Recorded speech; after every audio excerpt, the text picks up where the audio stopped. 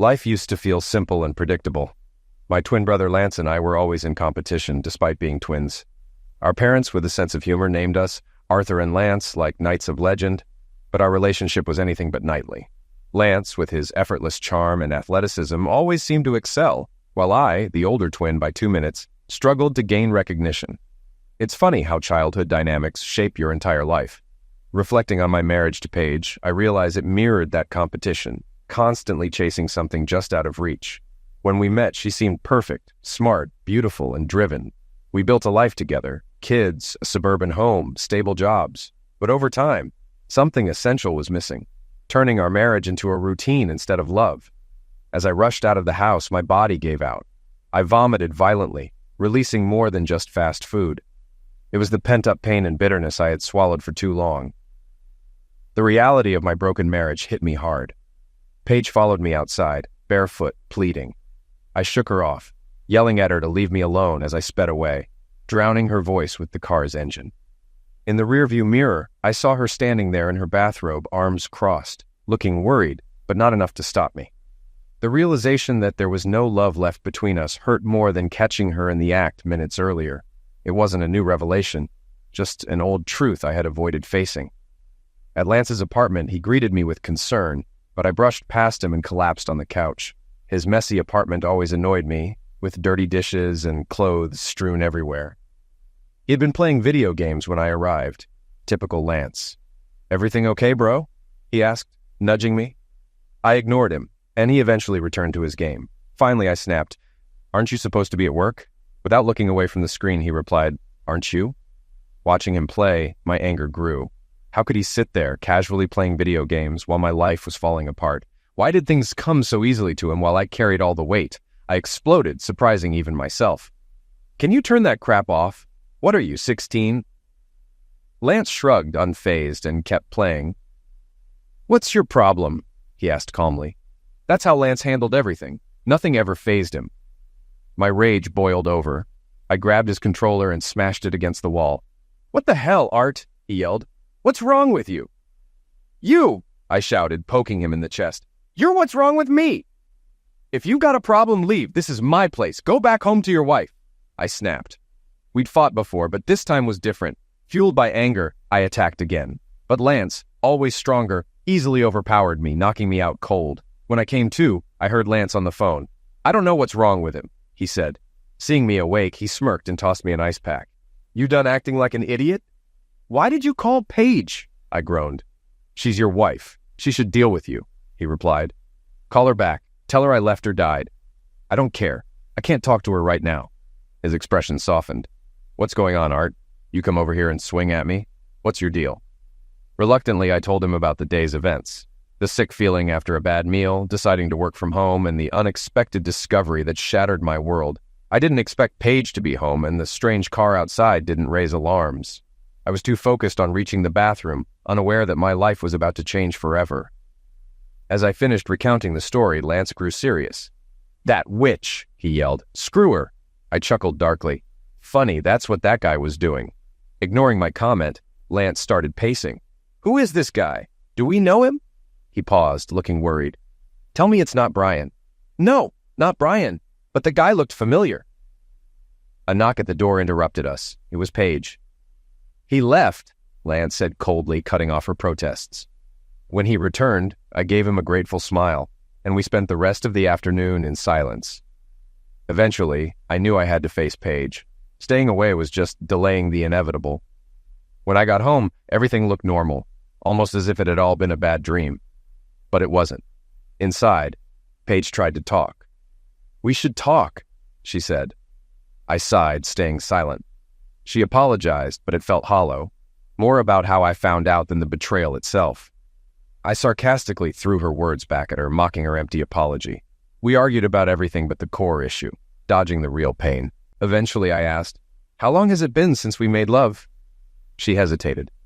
"What does that have to do with anything?" "It's like you were just doing me a favor," I said.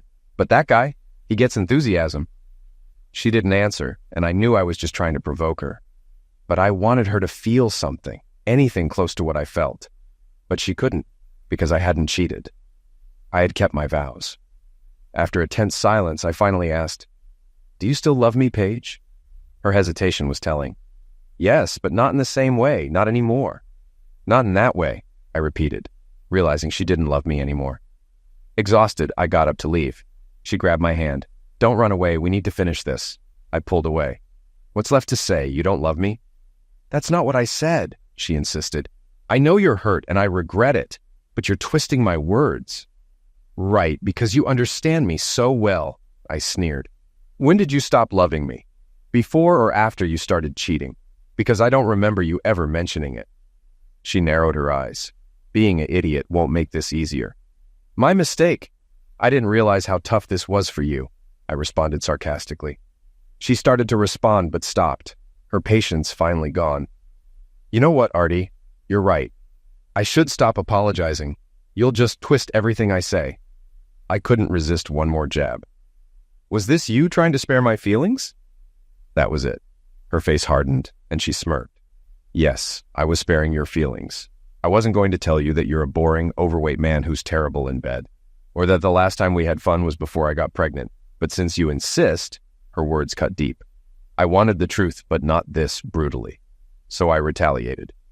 "Well, when your wife just lies there like a blow-up doll, what do you expect?"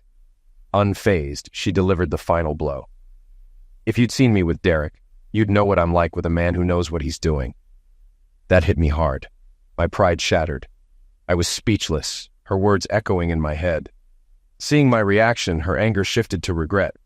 "Artie, I'm sorry, I didn't mean it," she began, but I left the room before she could finish. The next morning, I woke up in the guest room disoriented and late for work. Her words, "boring, overweight man," echoed in my mind as I stared at my reflection. Before yesterday, I thought my life was good, comfortable with a decent job, a nice house, and kids in private school. But apparently that wasn't enough for her. She wanted someone who wasn't me. As I left the bathroom, Paige and I awkwardly crossed paths in the hallway. "I need to wake Josh," she said. "Okay," I mumbled. We quickly went our separate ways, and I was relieved to leave the house. At work, I tried to focus, but my mind kept drifting back to Paige and her affair. Her words haunted me. "If you really saw me with Derek, you'd know what I'm like with a man who knows what he's doing." My phone buzzed, a text from Paige. "Last night got out of hand. We need to talk without the petty nonsense." Anger flared, but I didn't lash out. I simply replied, "Agreed. We'll talk tonight." Her response came quickly. "Okay, see you then." At work, I couldn't shake her cruel words, especially as I visited a store managed by a fit young guy named Phil. Watching him work, I couldn't help but compare myself, her words echoing in my mind. When I asked Phil how he stayed fit, he gave me a gym card, suggesting I check it out. I stuffed it in my wallet, unsure if I'd ever use it. At home, Paige and I sat in silence until I finally asked, "Why, Paige?" A tear slipped down her cheek. "Because I'm not attracted to you anymore. We've lost the spark." Clenching my teeth, I asked, "And I suck in bed, right?" She shook her head sadly. "I'm sorry for what I said yesterday. I was angry." "Is it true?" I asked, but her silence answered. "Why didn't you tell me?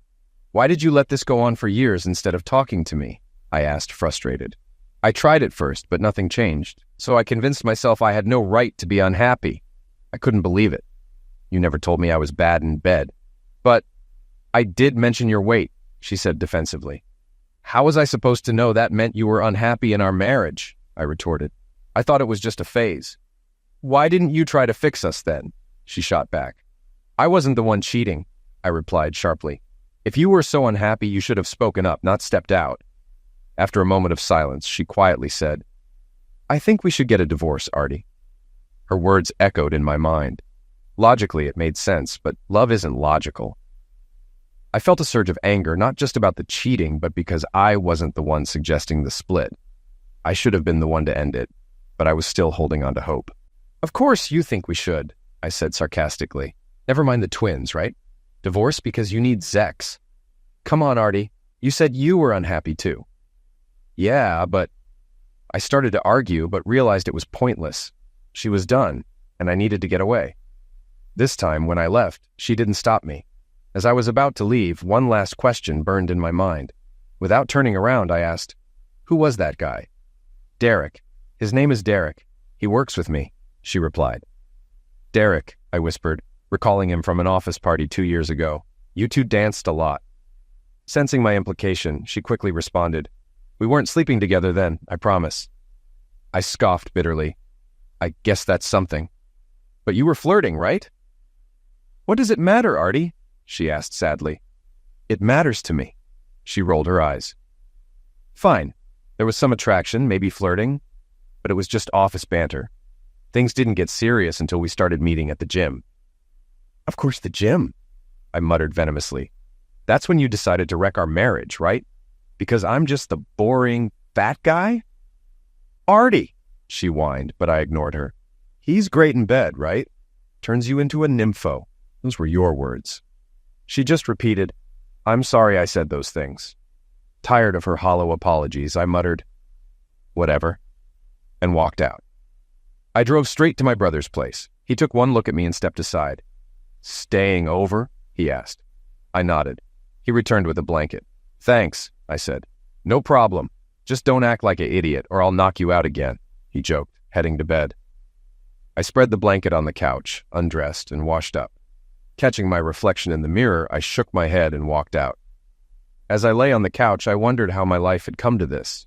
I did everything right, worked hard, stayed loyal, but here I was, crashing on my brother's couch like I was the one who messed up. Sleep was elusive. My mind kept replaying scenes of Paige and Derek, not just in bed, but at the gym and work, laughing and flirting. Those images hurt more than what I saw in the shower. Did they ever talk about me? Compare us? The thought stung deeply. I finally dozed off, only to wake when Lance started getting ready for work. He grabbed a yogurt and ate it standing up in the kitchen, looking like a college kid. I held back my thoughts. After all, I was crashing at his place with no plans to leave anytime soon. Are you going to work today? He asked. I don't know. Maybe, I replied. He shook his head and finished his yogurt, giving me one last piece of advice before leaving. Art, don't let that witch turn you into a sad loser. Move on, there are plenty of women out there. I didn't respond. His advice, though well-intentioned, felt clueless. He saw my situation as just another breakup, not realizing the difference between my 12-year marriage and his fleeting flings. Life had always been easier for Lance. He had the looks and charm, while I worked hard for everything. I stayed with Lance for a week before we both needed space. Paige texted me several times, asking where I was and if I was coming back. I ignored her until she mentioned the twins had questions. I knew I had to face the kids, so I went home. I planned to go when the house was empty, but when I pulled into the driveway, Paige's car was already there. Inside, I found her in the bedroom packing my clothes.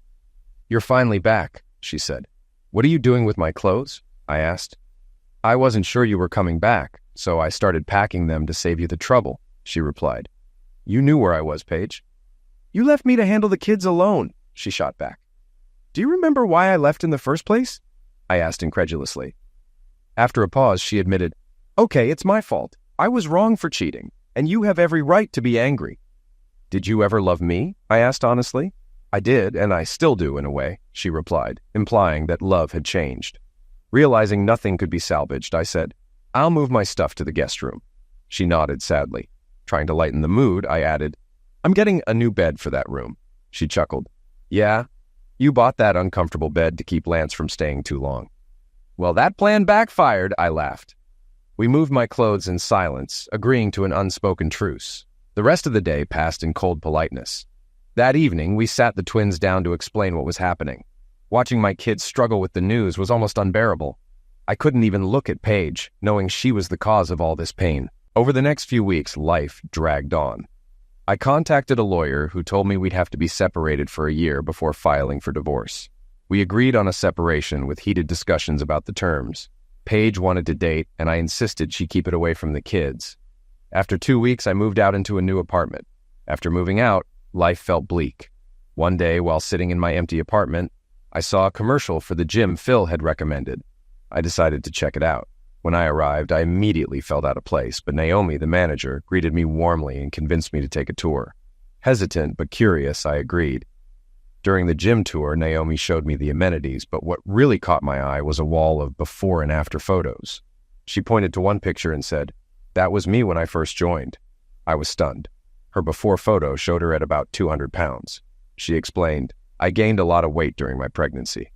My husband bought me a treadmill for Christmas, which I didn't appreciate at first, but it pushed me to make a change. With my brother-in-law's help, I lost over 75 pounds. Wow, I said, genuinely impressed. So, Arthur, don't feel out of place. We all start somewhere. Maybe one day your picture will be up here too.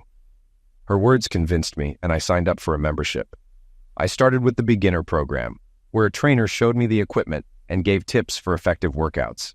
I then booked one-on-one sessions with a trainer named Manny every Wednesday at 8 a.m. to create a personalized workout routine. I also tried various classes, enjoying the Thursday biking class but finding yoga less fun than expected. Meeting others on similar journeys made me feel less alone. While the gym helped me stay sane, things with Paige only worsened. One evening I visited the kids at our old home and found Paige's niece babysitting. When I asked where Paige was, the niece seemed nervous, hinting that Paige was likely out with Derek.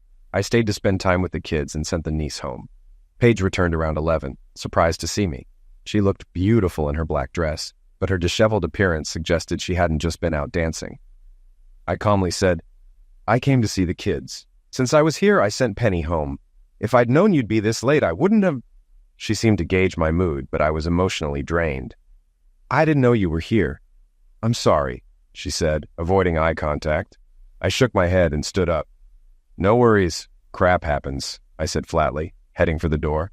As I grabbed my coat, she quietly thanked me for paying Penny. "No problem. Good night, Paige," I replied and walked out.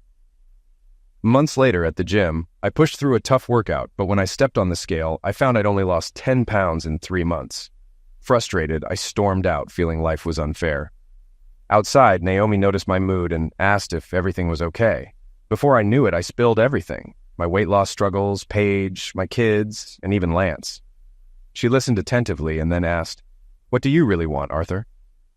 I admitted I wanted to feel good about myself. She explained, "Losing weight alone won't make you happy. Real self-esteem comes from within, not just looks. You need to know your worth beyond appearance." Her words resonated with me. She then gave me a card for her brother-in-law, Jerry, a personal trainer and life coach, and encouraged me to give it my all if I chose to work with him. A week later, I met Jerry, who was fit and intimidating. He was professional, almost cold, and warned me that this wouldn't be easy. His approach was strict. No excuses, no exceptions. He even inspected my kitchen and asked personal questions about my habits. Despite his tough demeanor, I agreed to follow his regimen. Jerry's program was intense. The first day, I met with a nutritionist who taught me about healthy eating.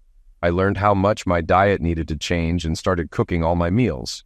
The workouts were brutal, but gradually I adjusted. Despite the challenges, I knew I was making progress, both physically and mentally. I was constantly hungry and exhausted. My entire body ached and simple tasks became difficult. All I wanted to do was rest, but I couldn't neglect my kids. Despite the exhaustion, I made time for them. Paige, to her credit, made it easier for me. She didn't mind if I dropped by the house, even unannounced. Maybe it was guilt, but I believed she genuinely wanted to do what was best for the kids. She insisted I keep the house key. I think the unspoken agreement was that I would respect her privacy. Unfortunately, I didn't hold up my end. Jealousy got the better of me. It started as innocent curiosity, just poking around when I thought I wouldn't get caught.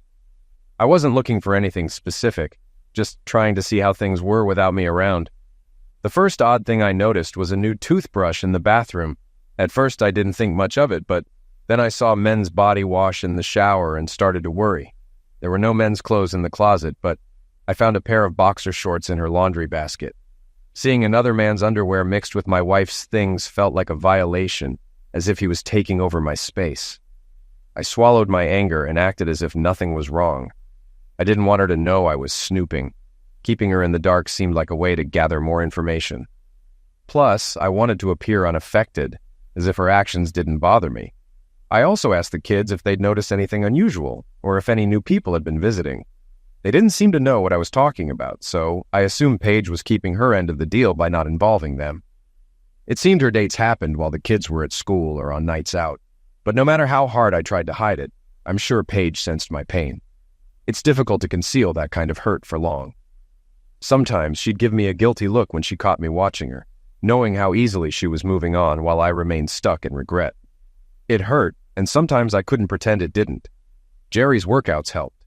His barking orders during bench presses or smacking my stomach during sit-ups distracted me from thoughts of Paige. Even his sarcastic remarks about my nickname helped channel my frustration away from my problems. Work also became a refuge. Like many men in my situation, I found solace in my job. At work, I was valued based on performance. Numbers and results mattered. If something wasn't working, you fixed it. If only marriages were that straightforward. Months passed, both quickly and painfully slow. The days were filled with agony, but pain also reminded me I was still alive. The body has an incredible ability to heal and adapt. Over time, I grew stronger physically and emotionally. Bit by bit, my heart became numb to the situation with Paige. Our relationship shifted so subtly that I didn't notice until it had changed significantly. The change became clear a couple of weeks before our separation anniversary. One evening, the kids were asleep, and I was waiting for Paige to come home so I could leave. I spilled soda on my shirt, so I decided to wash it right away. I assumed Paige wouldn't be back until later, but she surprised me by coming home early. I rushed to the kitchen to grab my shirt from the dryer, feeling self-conscious. I didn't want her seeing my bare chest, still haunted by her past judgments. As I struggled to untangle the wet shirt, I didn't notice her until I heard her footsteps stop behind me. I turned to find her staring at me, wide-eyed, as if seeing something unexpected. Her gaze made me even more anxious, and I tried to cover myself with the twisted shirt. Hey, Paige, how was your night?" I asked, trying to sound casual, but desperate for her to stop staring. "It was fine," she replied slowly, not breaking eye contact. Okay." I could feel the tension in the air, her eyes silently comparing me to her sex god. It took all my remaining pride not to flee the room. Instead, I held my head high and said, "The kids are in bed, dinner's done, and homework's finished. I'm heading out now. If you don't mind, I'll use your bathroom before I leave." Then I quickly left the kitchen. When I got to the bathroom, I finally managed to untangle the shirt. Before putting it on, I caught a glimpse of myself in the mirror and was shocked, just like Paige had been earlier. My apartment only had a small mirror that barely showed enough to shave, so I hadn't been paying much attention to my appearance. After my disappointing experience on the scale, I had been avoiding mirrors altogether, preferring to remain in blissful ignorance. But this mirror covered the wall above the sink, reflecting my entire torso. I was stunned by what I saw. My chest had definition, and my midsection was noticeably slimmer. The excess fat that used to stick out had flattened. My shoulders were broader, creating a more V-shaped physique. I wasn't ready for a fitness magazine cover, but I looked far better than the out-of-shape version of myself I had been used to.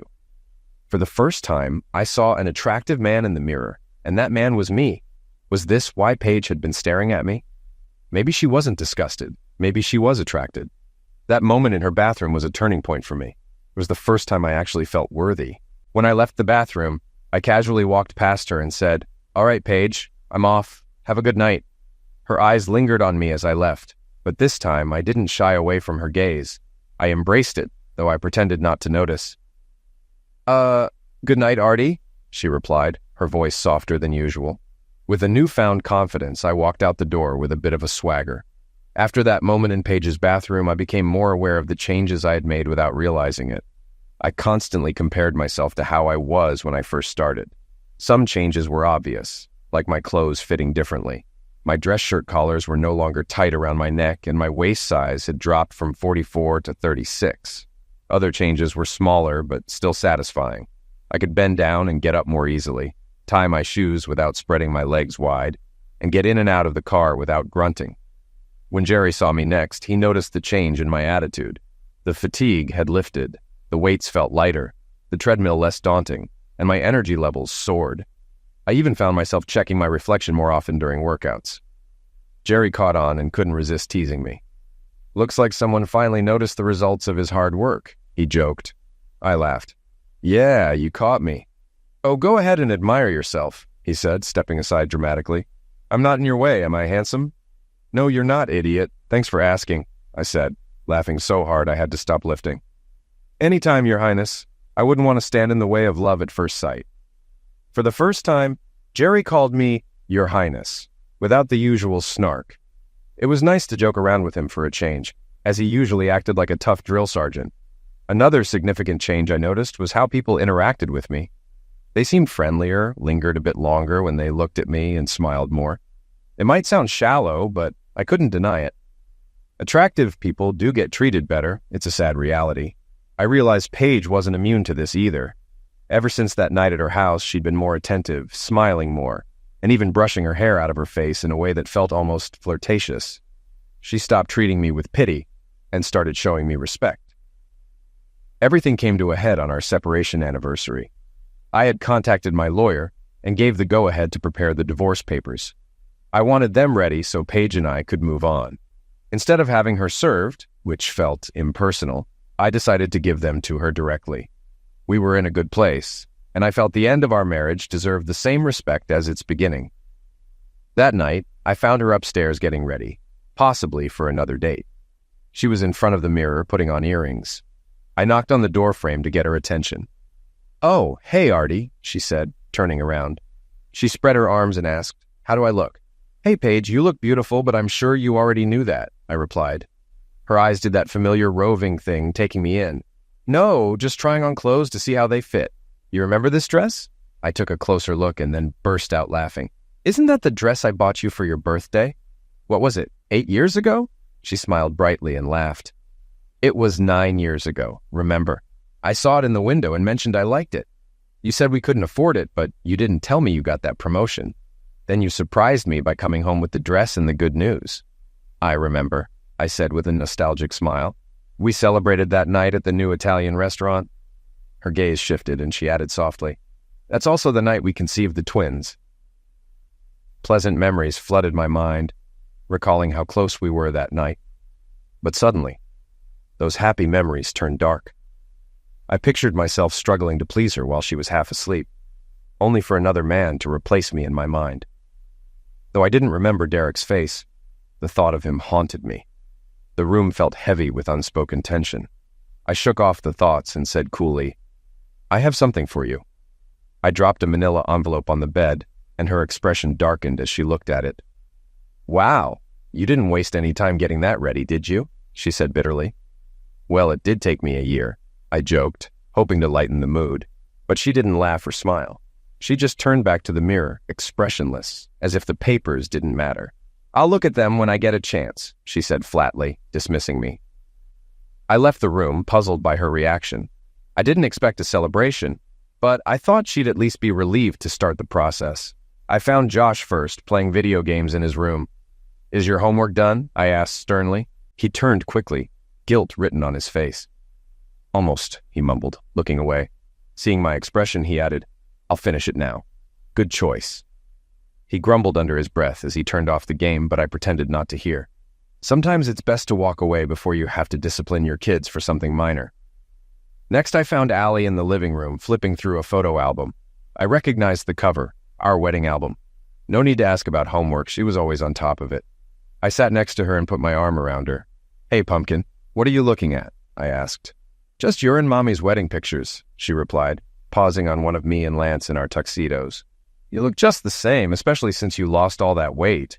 You look really handsome now." "So I wasn't handsome before?" I teased, laughing as she tried to backtrack. After a few seconds, I let her off the hook. "Just kidding, thanks for the compliment." She smiled and leaned into me, but then her expression turned serious. "Are you and Mommy ever going to get back together?" I sighed, wishing I could avoid this conversation. "No, sweetie, I don't think so," I answered honestly, thinking of the divorce papers on Paige's bed. "Why not?" she asked. "Sometimes adults realize they can't stay married, but that doesn't stop us from loving you." "So you and Mommy don't love each other anymore?" she pressed, seeing through my attempt to soften the truth. "We care about each other, but not like husband and wife. That's why we have to split up, but we'll always be friends." Allie looked sad and turned away. I kissed her forehead, but it felt like a small gesture against her big questions. Explaining divorce to a 9-year-old is tough. To them, it's simple. If you love each other, you stay together. Why can't life be that straightforward? I used to think it was, but everything changed when Derek entered the picture. I sensed someone behind me and turned to see Paige walking away. As Allie and I continued looking through the album, I wondered how much of our conversation she had overheard. A few nights later, I decided to attend my weekly biking class. I hadn't been in a while since starting with Jerry, so there were some unfamiliar faces. I spotted a familiar one and took the bike next to her. "Hey, Colleen," I greeted cheerfully. She turned and smiled when she recognized me. "Arthur, long time no see. I almost didn't recognize you. You've slimmed down." Too good to work out with us now? Where have you been? She teased, her eyes scanning me with appreciation. I blushed. I've been here, just working out at different times. How have we not bumped into each other? Like I said, you're too good for us now, she joked, nudging me playfully. Trust me, you're definitely not fat, I said, glancing over her. Realizing I was checking her out, I became shy again, unsure whether to apologize or act like it didn't happen. Luckily, the trainer started class, saving me from further embarrassment. After class, as Colleen walked past me, she brushed my shoulder. Don't be a stranger, she said with a playful smile as she sashayed out of the room. I wondered if she was flirting with me. After being married for so long, I wasn't sure how to recognize the signs anymore. Over the next few weeks, I kept attending the class just to interact with Colleen. Each time, things played out the same way, and I became more convinced she was interested in me. I wanted to ask her out, but kept hesitating. Every time I saw her, I told myself this was the time, but I always chickened out at the last moment. Jerry noticed me checking her out a few times, but he didn't say anything, though I could tell he knew what was going on. One day, Colleen walked up to me, looking a bit confused, and said, "Your friend over there told me you had something to ask me." She pointed behind her, and I saw Jerry in the distance, smiling and winking at me. I mentally cursed him. Yeah," I stammered. She waited patiently, and I finally mustered the courage to go for it. "I was wondering if you'd like to do something together sometime." She looked thoughtful at first, and I braced myself for rejection. But then she smiled brightly and asked, "Are you asking me out?" Her enthusiasm gave me the confidence to respond, "Yes, I am. Would you like to go out with me?" She handed me a piece of paper with her number. "Call me tonight." Seeing my confusion, she laughed. "Your friend bet me you wouldn't ask me out because you were too chicken." "Really?" I glared at Jerry. "Yep, but I had faith in you. Now I'm $10 richer thanks to you." "Happy to help. Let me know anytime I can make him a loser," I joked, and we both laughed. She said goodbye and reminded me to call her after 8. As she left, Jerry walked over with a smug look. "What'd she want?" he asked, pretending to be clueless. "She came over to tell me what an intrusive a-hole you are," I replied, throwing a towel at him. He laughed and shrugged it off. That night, I faced another dilemma. I hadn't been on a first date in over a decade. I had no idea where to take Colleen or what to expect. Were the dating rules still the same as when I courted Paige? My mind raced with questions. Dinner, a movie, something more adventurous? Surprisingly, Lance gave the best advice. "I always take a girl somewhere unexpected. Dinner and movies are boring first dates and can get you friend-zoned. Do something unique, like taking her to a weapon range or batting cage. Excitement works every time." I couldn't think of anything I could teach her, but then Lance suggested, "Why not go for a bike ride?" "Didn't you meet her in a biking class?" I asked Colleen, and she was excited about the idea.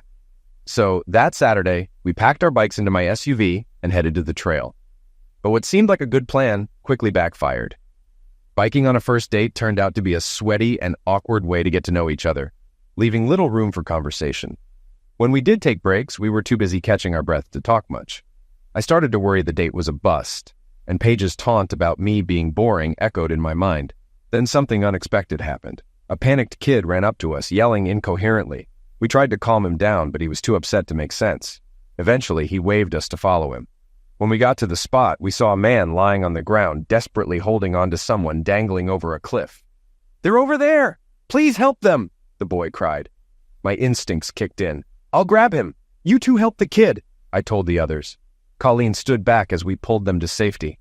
Watching the son hug his exhausted father was incredibly moving. The father whispered something to his son before passing out. Colleen had already called emergency. When the paramedics arrived, we tried to revive the man, but couldn't. The EMTs took over while the police asked us questions. Before we left, I found a cell phone on the ground, likely the man's. I called a contact labeled Kara Wife to inform her, and then handed the phone to the police before they left. I thought the date was ruined, but Colleen was thrilled. She gushed, "Oh my God, you saved that guy and his kid. You're a hero." I tried to downplay it. It was all three of us. But she shook her head, insisting, "You acted without hesitation. That was the bravest thing I've ever seen." The date ended with a passionate kiss and the promise of a second. On our second date, we did something more traditional. We talked about our lives. She had 2 kids, one in high school. The date ended with us making out on her porch. Things were going well until the third date on Valentine's Day. We went to see 50 Shades of Grey, and it clearly stirred something in her. When we got back to her place, she hinted that her kids were away and invited me in. Her intentions were obvious, but as things heated up, all I could hear were Paige's hurtful words about my inadequacy. The pressure became overwhelming and I had to stop. "I'm sorry, Colleen, I'm not ready," I said, holding back tears as I rushed out of her apartment, leaving her confused. After that, I avoided the gym, or at least tried to avoid her. I couldn't face her after what happened. I stuck close to Jerry during workouts, avoiding eye contact and pretending not to see her. It was childish, but it was all I could do to avoid the humiliation. The situation brought back deep-seated insecurities that Paige had planted. I started imagining that whenever I saw Colleen talking or laughing with someone, they were mocking me. These thoughts isolated me even more, and my workouts began to suffer. Jerry noticed and wasn't happy. "Come on, King Arthur, what's up with you?" he snapped when I quit early on the treadmill. "I'm just not feeling it today," I muttered. He mocked me. "Not feeling it? Want to retire to your chambers?" His attitude pushed me over the edge. "Back off, Jerry. I'm not in the mood for your crap." The moment the words left my mouth, I regretted them. Trying to soften the blow, I added, "I'm just going through a lot. I need a break." He gave me a cold look and said sarcastically, "So, you want to take a break and call me when you feel better?" Despite knowing he was mocking me, I considered it. A break sounded good. "I just need you to ease up a bit," I said, hoping for some understanding. To my surprise, he shrugged. "Sure, why not?" "Really?" "Yeah, I don't want to waste time on someone who can't get his act together. Let's end our workouts so I can focus on clients who actually care," he said nonchalantly. "What the hell, Jerry?" I asked, stunned as he walked away. I chased after him, desperate for an explanation. "So I need one day and you drop me? After all my hard work, I'm not worth a second chance." He ignored me, but I kept pressing until he turned and shoved me, pinning me against a machine. His voice dripped with anger. "You know what you are, Arthur? A whiner. You expect sympathy because your wife didn't appreciate you. But life doesn't work that way. Winners get back up and prove people wrong. Losers whine." Jerry's words cut deep, and I could barely hold back my anger. He looked at me with a smirk and asked, "So what are you, King Arthur? A winner or a whiner?" His challenge made my blood boil, but I didn't back down. He pointed to the treadmill and ordered, "Get back on and give me 20 more minutes." Fueled by rage, I ran faster than ever, pushing myself to the limit. When the treadmill finally stopped, I stormed off to the locker room, fuming. Jerry followed me and sat down quietly next to me as I struggled to catch my breath. After a long pause, he opened up. "I proposed to my wife 3 times before she said yes. She kept turning me down because she was in love with another man." His voice had a vulnerability I hadn't heard before. I asked who the other man was, and he replied, "Her husband." That shocked me. It turned out she was a widow, and no matter what Jerry did, he always felt like he couldn't live up to her late husband. It was a rare moment of honesty from him, and it caught me off guard. "How did you handle that?" I asked. He admitted, "I tried everything to prove I was good enough, but in the end, she only saw me as a good friend." His frustration was palpable. He explained that even though he looked like a walking billboard for GNC, everyone faces rejection. "It's not about how you look," he said. "Confidence based on others' approval is shallow. Real worth comes from within." He then shared the lesson he learned. If you've done everything you can, and it's still not enough, it's not you, it's them. Her rejection didn't make me less worthy. It just meant she couldn't appreciate what I brought to the table. His story made me see him differently. He wasn't just a tough coach. He was human, with his own struggles. He explained that after breaking things off with his now wife, she eventually realized what she had lost and fought to be with him. They've been happily married for 5 years, but he didn't stop there. He mentioned the 80-20ths rule, that people often take for granted the 80% they have and chase after the 20% they're missing. He believed I was Paige's 80%, and he wanted to make sure I didn't take things for granted either. "I push you because I don't want you to feel entitled," he said. "You're not some pathetic guy who needs pity. You've got strength, determination, and honor. Once you stop seeing yourself through your wife's eyes, you'll realize you're King Arthur. Start acting like it." I hit the showers afterward, letting the warm water soothe my sore muscles. Jerry's words kept replaying in my head. He was right. I'd spent too much time judging myself by others' standards. I compared myself to Lance because everyone else did. I believed Paige's view that I wasn't worth fighting for.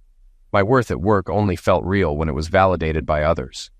But life isn't that simple. There's no formula for self-worth. You have to believe in it, even if others don't. I needed to stop hearing Paige's hurtful words and move on. Weight loss alone wouldn't fix that. It had to come from within. Later that night, I was jolted from a deep sleep by my ringing phone. Groggily, I realized it was 4 a.m., and the caller was Lance. Annoyed, I answered with a sarcastic, "What, Lance?" "Did I wake you?" he asked, sounding uncharacteristically nervous. "You think?" I snapped, waking up fully as I sensed something off in his voice. "What's wrong?" He hesitated before blurting out, "Julie's pregnant." I frowned in confusion, asking, "Who the hell is Julie?" "The girl you met on our birthday," he reminded me. After a moment, I recalled the young blonde cheerleader. I raised an eyebrow, asking if she was even legal.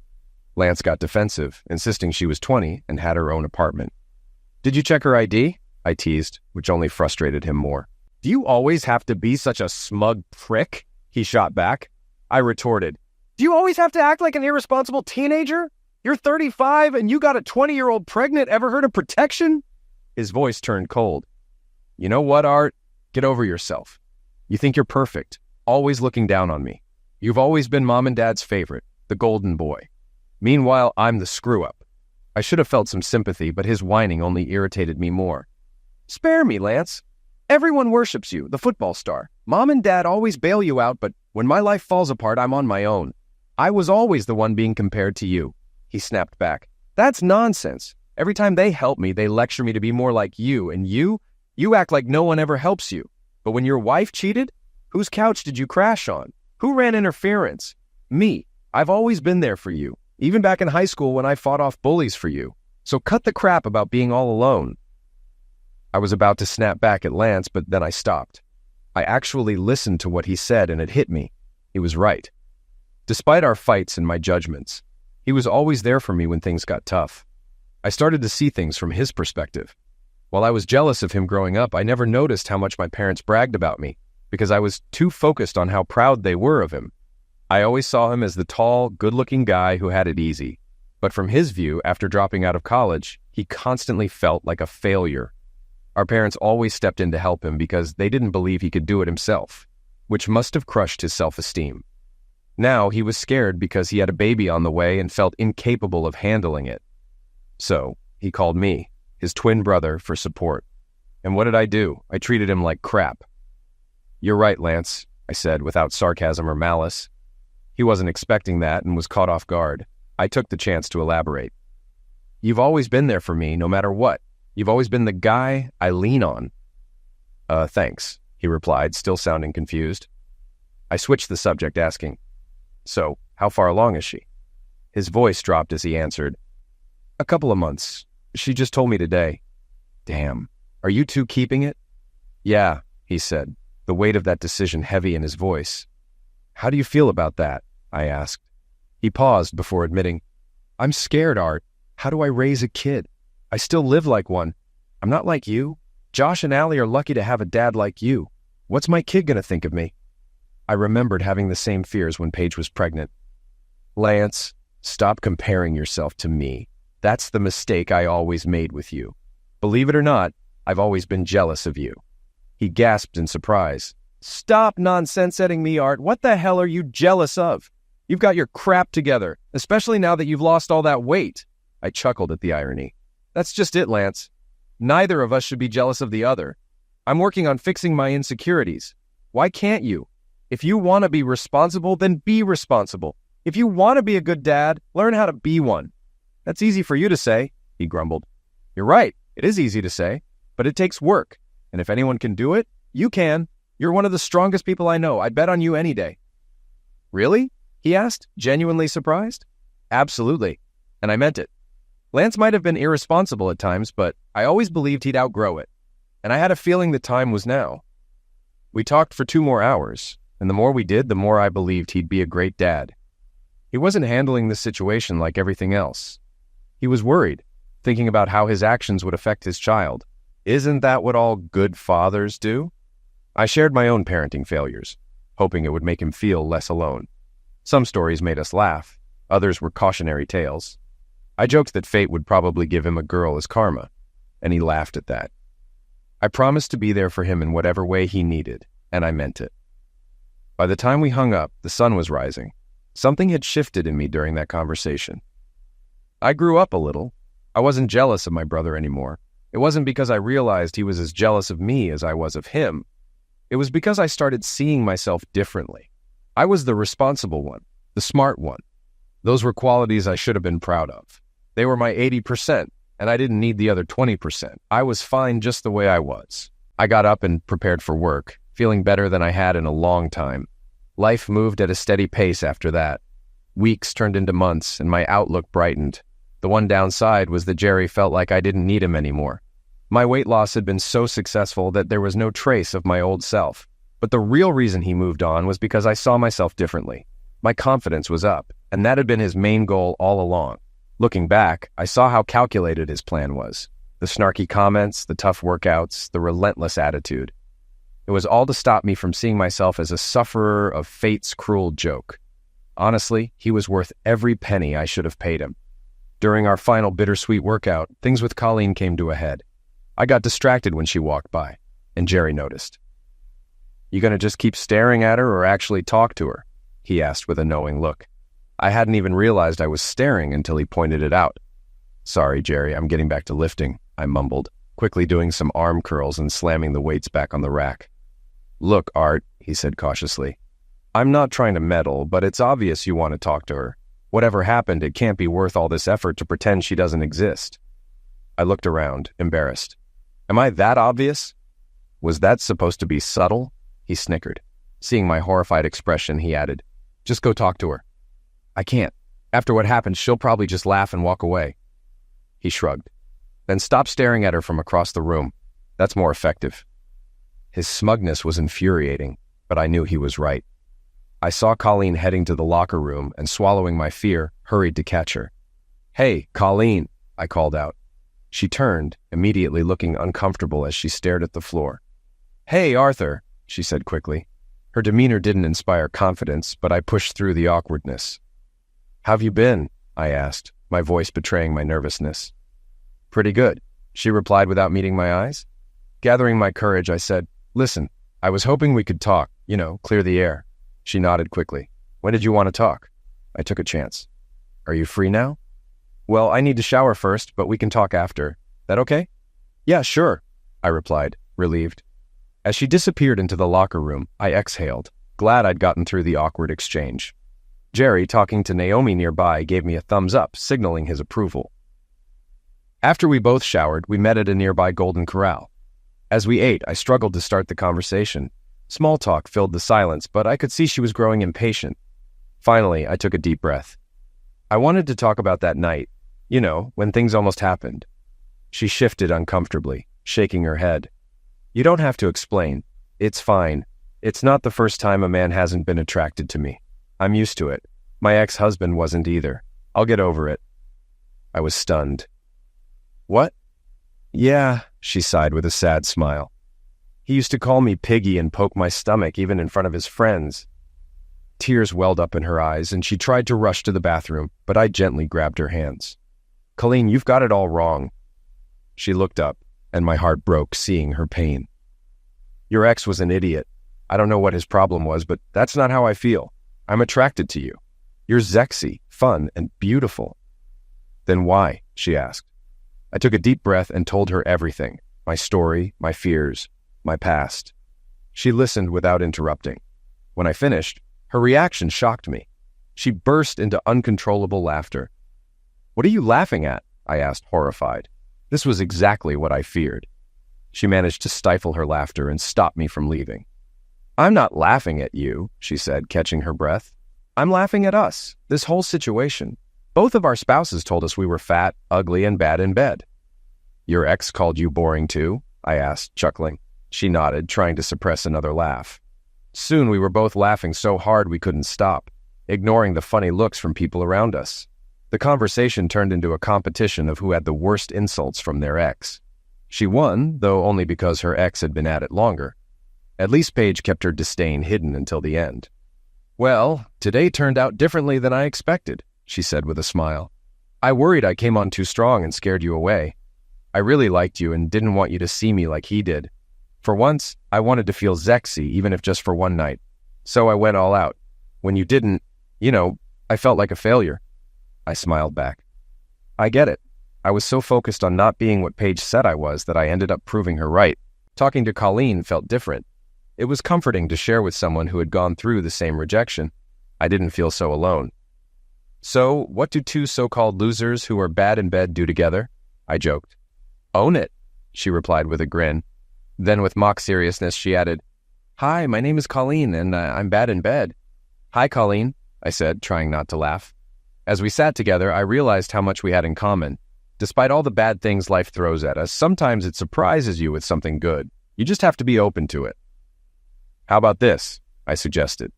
Let's forget proving our exes wrong. Let's go out again. No pressure, no expectations, just have fun and get to know each other. She smiled brightly. I like that. No pressure, just fun.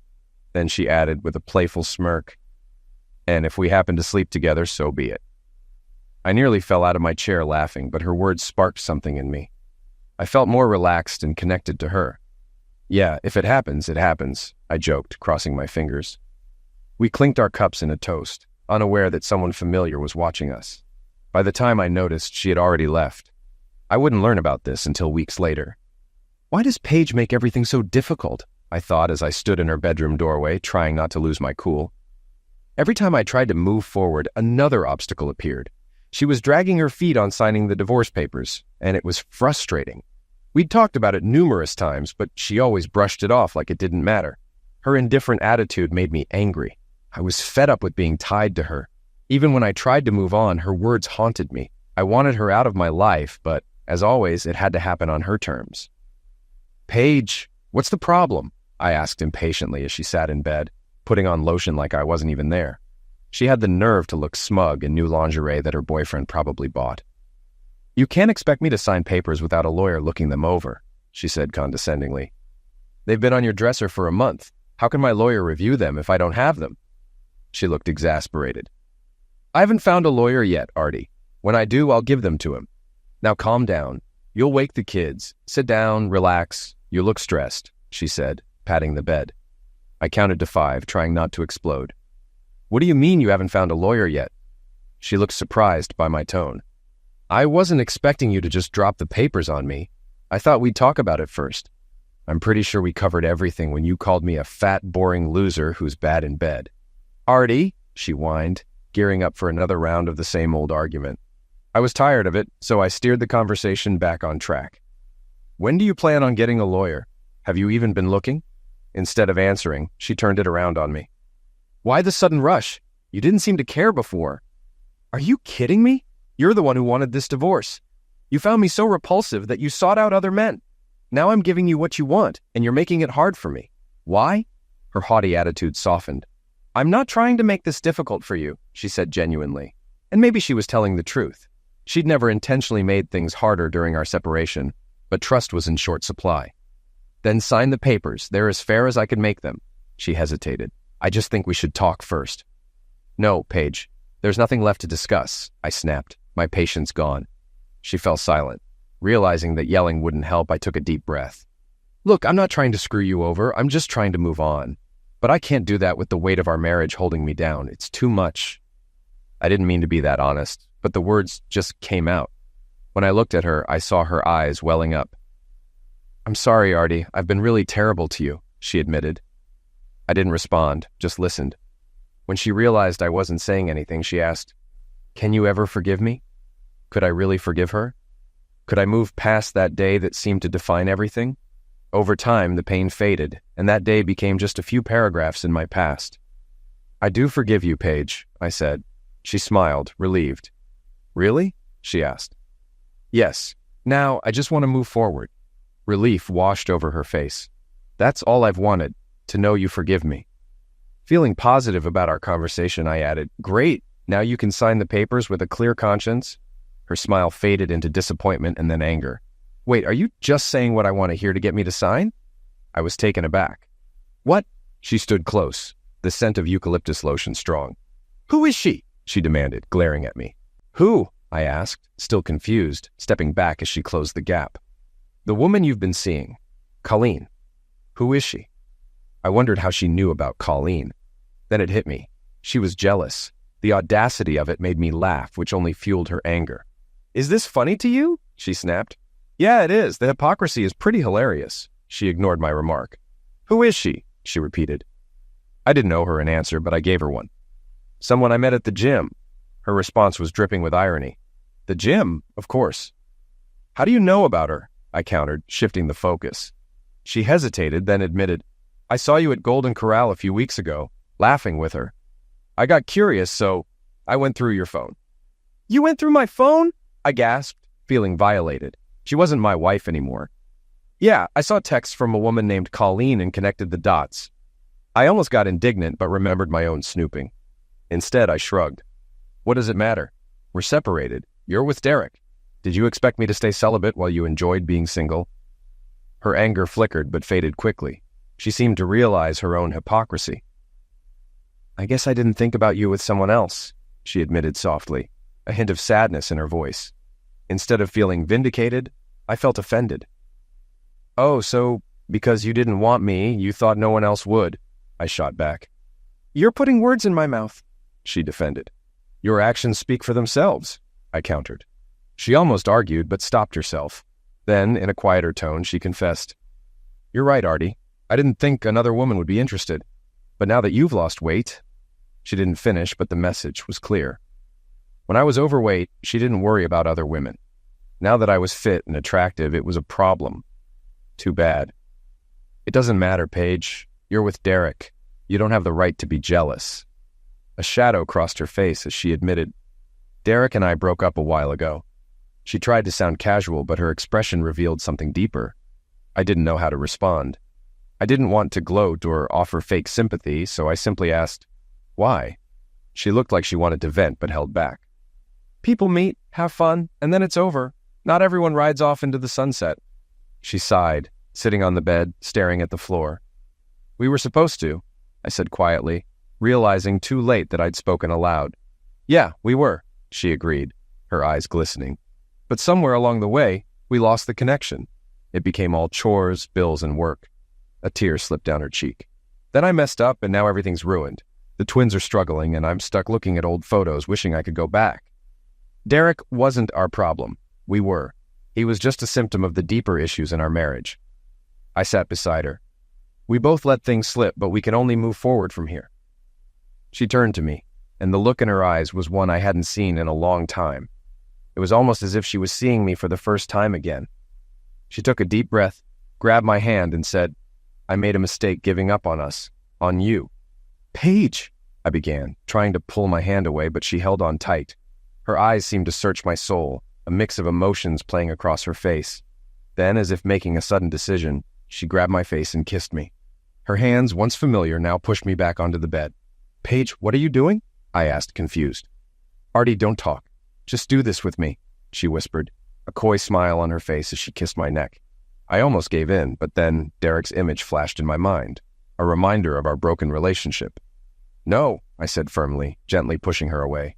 She fell back on the bed, surprised. "Artie, no!" She started, but I interrupted, jumping up like the bed was on fire. "You can't keep doing this to me, Paige. I'm not your backup plan. You can't just come back when things don't work out with your boyfriend. You threw me away, and you don't get to change your mind now."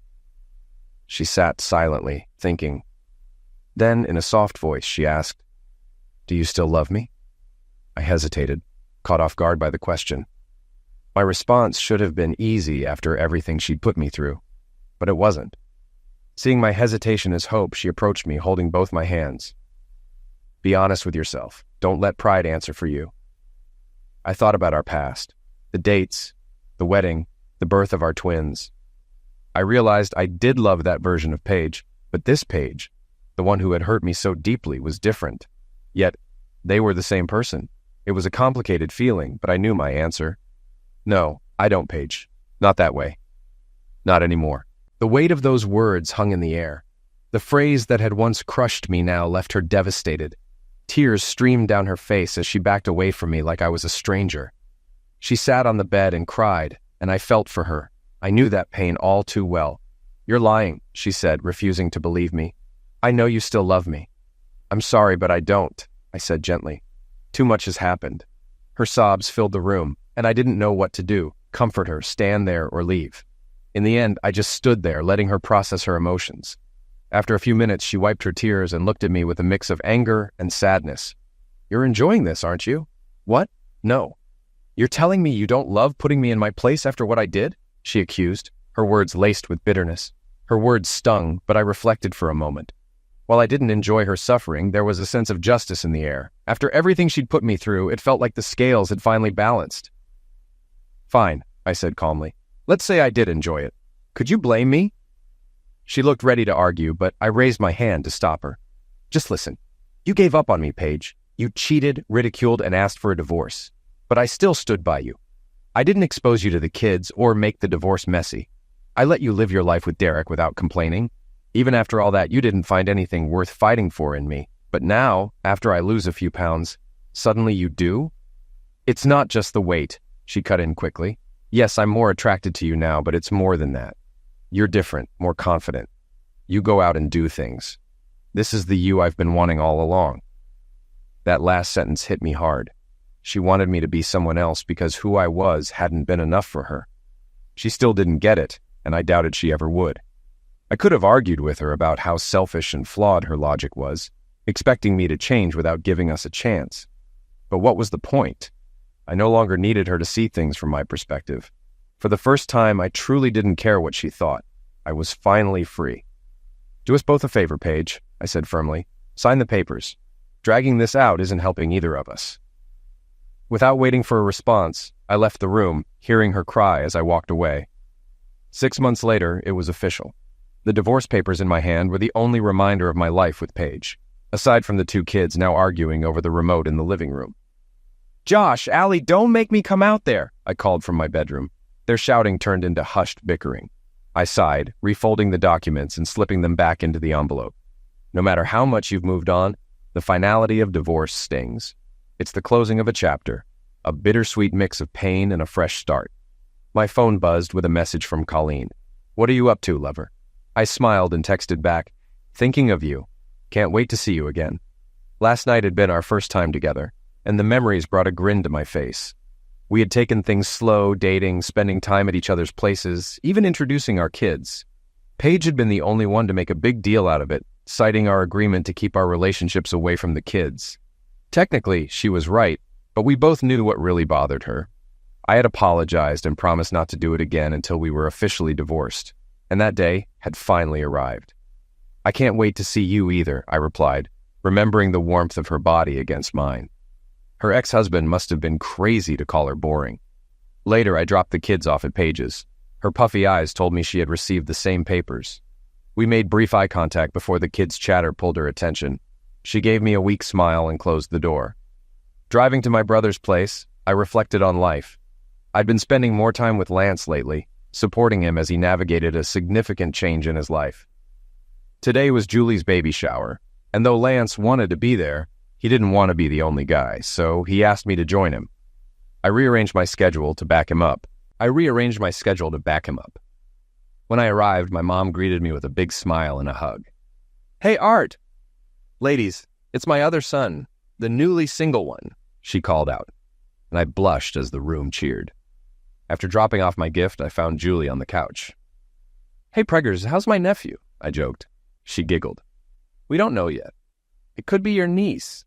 Lance interrupted, "It's a nephew," and I laughed, teasing him about karma, possibly giving him a daughter. As the shower wrapped up, I stayed to help clean up. Mom watched me curiously, then said, "There's something different about you lately. I can't explain it, but I like it." "Thanks, Mom," I replied.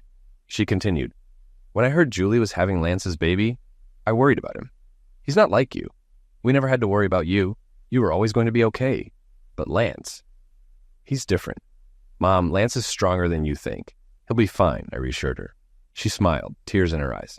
"I know. I'm proud of both of you." She hugged me tightly. When Lance returned, the cleanup was nearly done, and I left, excited for my date with Colleen. As I started my car, the setting sun's glare made me pull down the visor. I caught a glimpse of myself in the mirror, the real me. Not just a man who'd lost weight or improved his looks, but someone responsible, loving, smart, hardworking, and a good father. I saw a man who genuinely wanted to be good and worked hard for it. That was the real man in the mirror.